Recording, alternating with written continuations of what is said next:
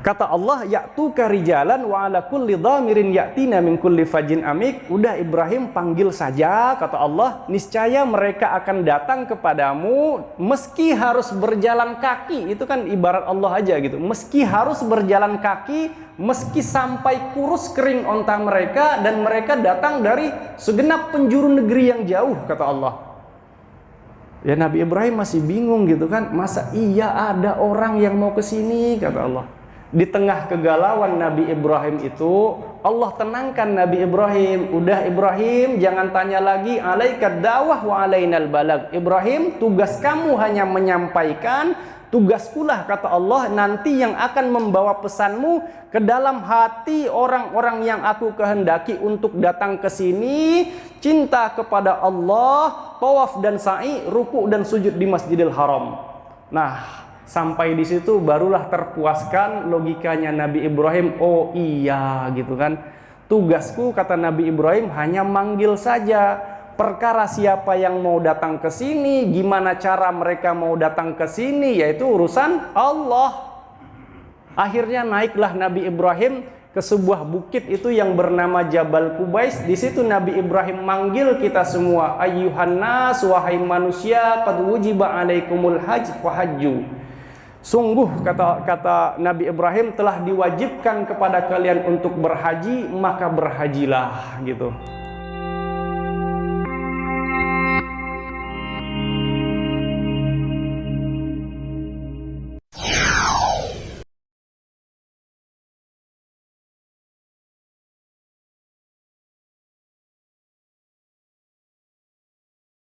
Auzubillahi minasyaitonirrajim. Bismillahirrahmanirrahim. Assalamualaikum warahmatullahi wabarakatuh. Alhamdulillah rabbil alamin, wassalatu wassalamu ala asyrafil anbiya'i wal mursalin wa ala alihi wa sahbihi rasulillahi ajma'in, amma ba'du. Alhamdulillah, kita bersyukur kepada Allah Subhanahu wa taala, masih diberi nikmat hidup, masih diberi nikmat kesempatan, kesehatan. Alhamdulillah, bersama-sama kita bisa melaksanakan sholat subuh berjamaah. Tak lupa salawat beserta salam kita kirimkan kepada junjungan kita, panutan kita, suri tauladan kita, Nabi besar Muhammad sallallahu alaihi wasallam, dengan ucapan Allahumma salli ala sayyidina Muhammad wa ala ali sayyidina Muhammad. Mudah-mudahan dengan senantiasanya kita bersalawat kepada beliau, kita termasuk orang-orang yang akan mendapat syafaat beliau di akhir kiamat nanti. Amin amin ya rabbal alamin. Baik Bapak-bapak yang dimuliakan Allah, sebelum kita mulai pengajian kita pada subuh hari ini, mari kita bersama-sama membacakan suratul Fatihah. Yang pertama kita niatkan untuk diri kita sendiri. Mudah-mudahan Allah Subhanahu wa ta'ala memberikan taufik hidayahnya kepada kita. Mudah-mudahan Allah Subhanahu wa ta'ala menjadikan kita orang-orang yang mencintai ilmu dan semakin baik dan bermanfaat ilmu pengetahuan kita. Mudah-mudahan Allah Subhanahu wa ta'ala menjadikan kita orang-orang yang mencintai agama dan semakin baik keberagamaan kita kepada Allah Subhanahu wa ta'ala. Mudah-mudahan Allah mudahkan segala urusan kita fid dunya wal akhirah. Kemudian yang kedua, kita niatkan suratul Fatihah ini untuk kedua orang tua kita dan saudara-saudara kita yang masih hidup. Mudah-mudahan Allah Subhanahu wa ta'ala berikan mereka kesehatan dengan kesehatan yang sempurna. Allah berikan mereka rezeki yang halalan thayyiban mubarakan. Allah panjangkan umur mereka dalam ketaatan kepada Allah. Yang sudah meninggal dunia, mudah-mudahan Allah Subhanahu wa ta'ala menerima amal perbuatan mereka. Allah ampuni dosa dan kesalahan mereka, dan Allah jadikan kubur mereka raudhatum mir riyadil jannah, taman dari taman-taman surga. Yang ketiga, kita niatkan suratul Fatihah ini untuk orang-orang yang pernah berbuat baik kepada kita, yang pernah berjasa di dalam kehidupan kita. Mudah-mudahan Allah membalas kebaikan mereka dengan sebaik-baiknya balasan. Ala hazihi niyah wa ala kulli niyati salihah. Al-Fatihah. A'udzubillahi minasyaitonirrajim. Bismillahirrahmanirrahim. Alhamdulillah rabbil alamin. Shiratal mustaqim, shiratal ladzina an'amta 'alaihim ghairil maghdubi 'alaihim waladdallin. Bapak-bapak yang dimuliakan Allah, mengawali kajian kita pada subuh hari ini, kebetulan saya diminta oleh Ustadz Khaidir menyampaikan materi tentang umrah di masa pandemi. Jadi saya mengawali kajian ini, saya mengutip sebuah firman Allah di dalam Al-Quran. Di situ Allah Subhanahu wa taala berfirman, A'udzubillahi minasyaitonirrajim. Bismillahirrahmanirrahim. Wa azzin fin nasi bil haji ya'tuka rijalan wa ala kulli dhamirin ya'tina min kulli fajjin amik. Kata Allah di dalam Al-Quran, dan serulah manusia itu untuk melaksanakan ibadah haji, niscaya mereka nanti akan datang kepadamu meski harus berjalan kaki, meski harus sampai kurus kering onta mereka, dan mereka datang dari segenap penjuru negeri yang jauh. Jadi ayat ini terkait dengan peristiwa setelah Nabi Ibrahim bersama putranya Nabi Ismail selesai dalam pembangunan Ka'bah. Kemudian oleh Allah turun perintah wa azzin fin nasi bil haji. Ibrahim, ini Ka'bah telah selesai dibangun, sekarang panggil orang-orang untuk datang ke sini untuk berhaji. Tentu saja perintah Allah ini bagi Nabi Ibrahim bukan suatu hal yang mudah. Karena lokasi yang mau dituju ini kan bukan lokasi rekreasi yang orang itu bisa gampang mau ke sana. Waktu itu kan Mekah itu tandus, gersang, nggak ada apa-apa. Siapa yang mau ke sana gitu kan? Oleh Allah, Nabi Ibrahim disuruh manggil orang ke sana.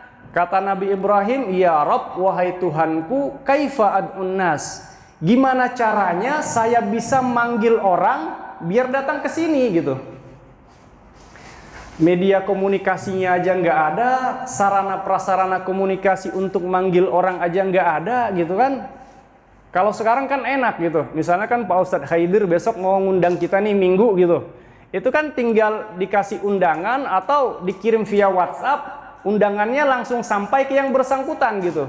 Nah dulu zaman Nabi Ibrahim, media komunikasi, media informasinya kan belum secanggih saat ini gitu. Nah oleh Allah, Nabi Ibrahim disuruh manggil seluruh umat manusia untuk datang ke sana untuk berhaji gitu. Yang dipanggil itu bukan hanya manusia pada saat itu, tapi mulai dari manusia yang ada pada saat itu sampai nanti mau kiamat itu dipanggil semua oleh Nabi Ibrahim gitu. Ini kata Nabi Ibrahim, "Ya Rabb, wahai Tuhanku, kaifa ad'un nas?" Gimana caranya ya Allah gitu. Nah ini sebenarnya kan perintah Allah Pak ya. Yang namanya perintah Allah itu kan harusnya ya dikerjain aja gitu. Pasti bener dong gitu. Nggak mungkin salah gitu. Nabi Ibrahim nanya gitu kan. Secara gitu kalau seandainya orang aja nih atasan kita nih yang ngasih perintah gitu. Terus yang diperintahin malah lama atau nanya gitu kan. Orang-orang yang merintah itu kadang marah gitu ya. Presiden ngasih instruksi ke menteri. Menterinya nanya, gimana caranya Pak Presiden? Itu saya yakin gak lama itu menteri langsung di-reshuffle gitu. Nah ini perintah Allah gitu. Nabi Ibrahim nanya gitu kan. Nah sebenarnya pertanyaan Nabi Ibrahim kepada Allah ini, Allah ingin memberitahu kita sesuatu gitu. Allah ada suatu ilmu yang Allah ingin beri kepada kita. Ayat selanjutnya itu kan, ya'tuka rijalan wa ala kulli dhamirin ya'tina min kulli fajjin amik. Ibrahim udah panggil saja, kata Allah, niscaya mereka nanti akan datang kepadamu meski harus berjalan kaki, meski sampai kurus kering onta mereka, mereka datang dari segenap penjuru negeri yang jauh gitu. Nah, sampai di situ logika Nabi Ibrahim itu belum terpuaskan gitu. Apa iya gitu kan, ada orang nih rela gitu kan, rela sampai jalan kaki, sampai kurus kering ontanya gitu, mungkin saking jauhnya perjalanannya, dan mereka itu datang dari segenap penjuru negeri yang jauh gitu. Apa iya orang mau datang ke sini gitu? Dan itu firman Allah ini memang terbukti Bapak-bapak. Kita nggak usah lihat Haji Akbar gitu. Kalau Haji Akbar itu ya Mekah pasti membludak gitu kan. Lihat saja nih umroh di masa pandemi ini. Umroh di masa pandemi ini kan 2 tahun nggak ada umroh gitu kan, ada aja yang berangkat gitu. Ada aja yang berangkat dan penerbangan itu ya rata-rata penuh gitu kan. Padahal kalau dilihat-lihat gitu, umroh sekarang itu kan mahal gitu. 30, 35, 40 gitu kan. Dan mereka bayar mahal itu bukan untuk menikmati fasilitas yang wah. Kalau dulu kan orang udah bayar 30, 35, 40 itu kan fasilitasnya bukan bintang 5 lagi itu Pak Ustadz. Bintang di atas 5 lah itu kan. Tapi sekarang gitu, orang bayar 30, 35, 40 gitu. Itu untuk ini, untuk bisa kesana aja gitu. Karena udah kangen kali ya, udah 2 tahun gak berangkat gitu. Sehingga 35, 40 mereka rela bayar gitu. Ini janji Allah itu kan terbukti gitu.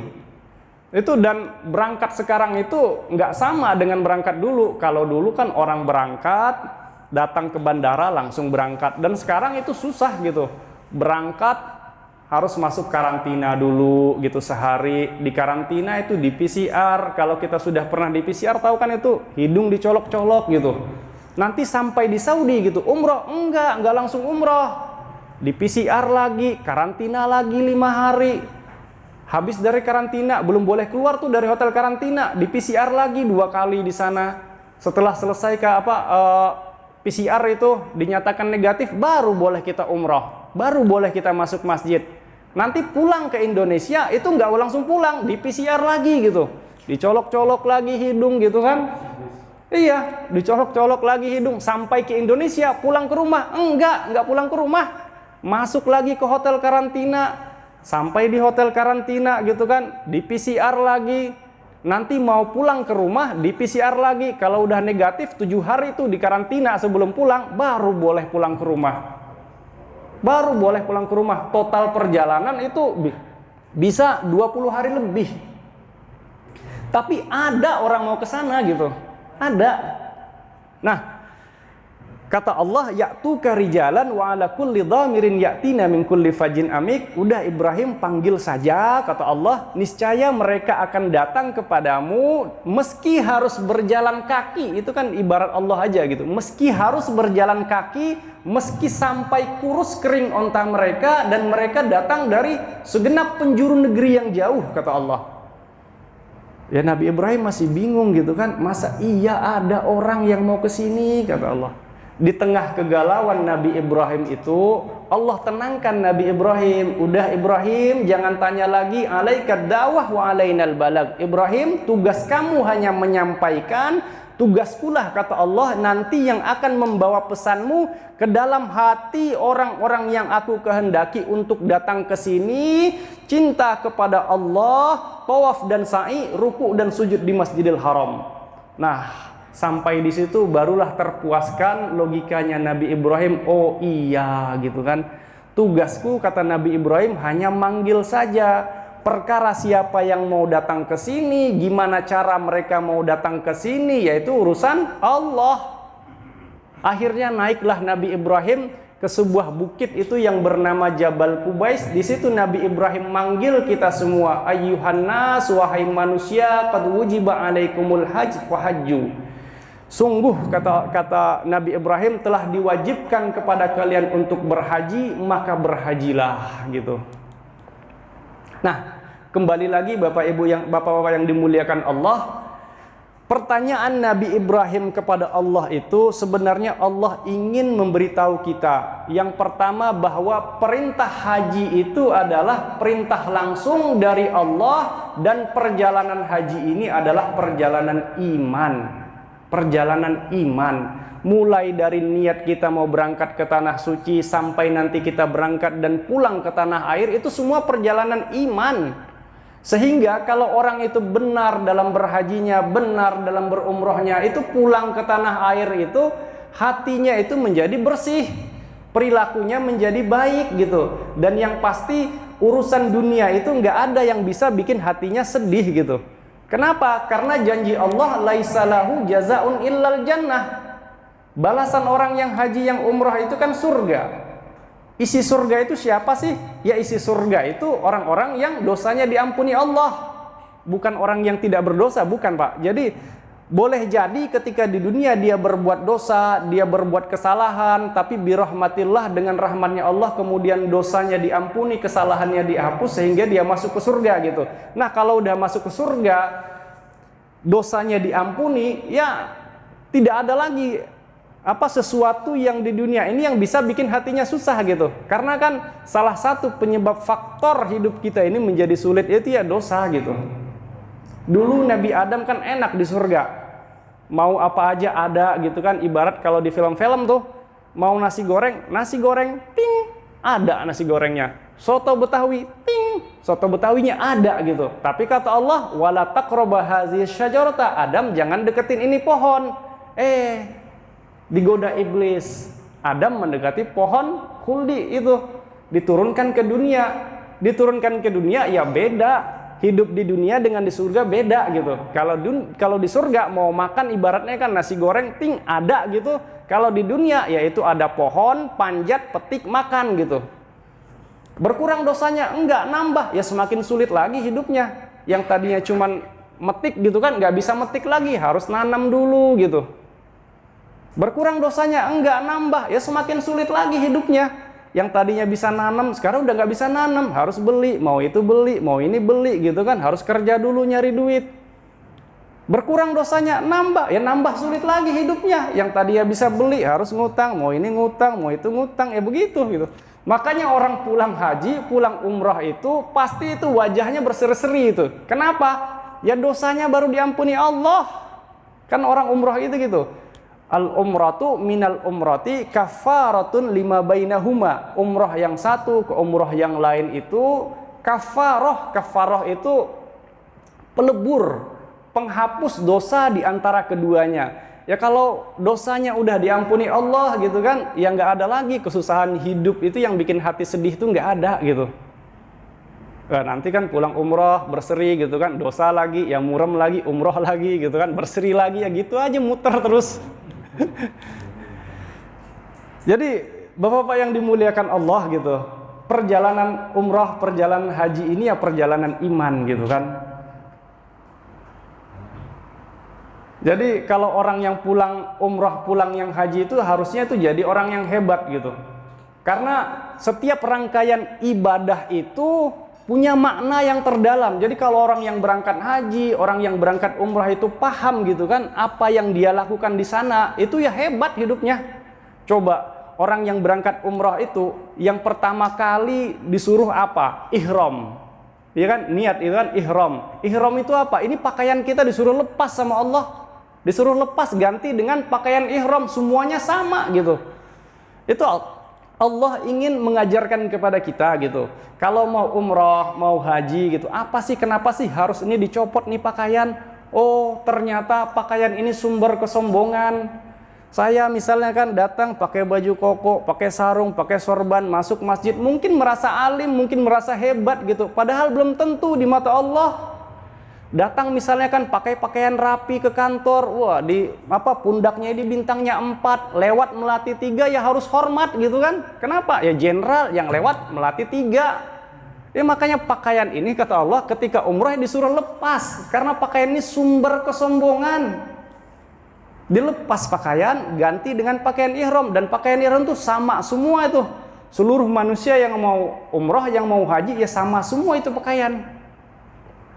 Nanti sampai di Masjidil Haram, tawaf. Seluruh orang itu tawaf itu. Seluruh orang mengelilingi Ka'bah. Banyak orang mengelilingi Ka'bah gitu kan. Yang dikelilingi Ka'bah itu bangunan unik. Ka'bah itu kalau kita lihat dari sisi mana aja itu sama gitu. Lihat dari sini sama. Nanti muter lagi ke sana sama. Muter lagi ke sana sama. Muter lagi yang terakhir itu kan sama gitu. Jadi sebenarnya pandangan Allah ke kita itu sama gitu. Yang beda itu apa? Yang beda itu pandangan kita kepada Allah. Dikasih nikmat, alhamdulillah. Dikasih musibah, ya Allah kok gini amat gitu kan. Ya harusnya kan setiap musibah, baik itu nikmat ataupun musibah gitu ya, harus disyukuri alhamdulillah gitu. Karena boleh jadi di dalam musibah yang Allah kirimkan itu bisa jadi itu ada sesuatu yang baik buat kita gitu kan. dapat rumah, alhamdulillah, rumah kebakaran gitu kan. Ya susah juga sih bilang alhamdulillahnya gitu kan. Tapi ya baik itu nikmat maupun musibah, harusnya itu ya kita syukurin, alhamdulillahi ala kulli hal. Segala puji bagi Allah atas segala sesuatu gitu. Kemudian selesai orang tawaf, sa'i di Safa Marwa gitu. Sa'i itu kan sebagaimana sama-sama kita ketahui gitu. Jadi dulu ketika Nabi Ismail kehausan, kemudian ibunya Siti Hajar itu kan ngelihat ada air di sana gitu kan. Dikejar itu sama Siti Hawa, naik ke Bukit Safa. Oh, ternyata bukan di sini, di sana, di Bukit Marwa. Lari lagi ke Bukit Marwa. Oh, ternyata bukan di sini, di sana gitu. Lari lagi ngejar air di Bukit Safa. Bolak-balik aja Safa Marwa sampai 7 kali. Air Zam-Zamnya di mana nongolnya? Bukan di Safa, bukan di Marwa, tapi di mana? Dekat Ka'bah, dekat Nabi Ibrahim, Nabi Ismail di sana muncul itu sumur Zam-Zamnya kan di sana. Nah, ini sama sebenarnya dengan kehidupan kita, Pak. Kan kita tiap hari itu bolak-balik dari rumah ke kantor, balik lagi dari kantor ke rumah, begitu terus tiap hari gitu. Tapi berkahnya hidup itu di mana? Di tempat sholat. Makanya sesibuk apapun kita gitu kan, jangan pernah tinggalkan sholat. Karena berkahnya hidup itu ya di tempat sholat gitu. Di tempat sholat.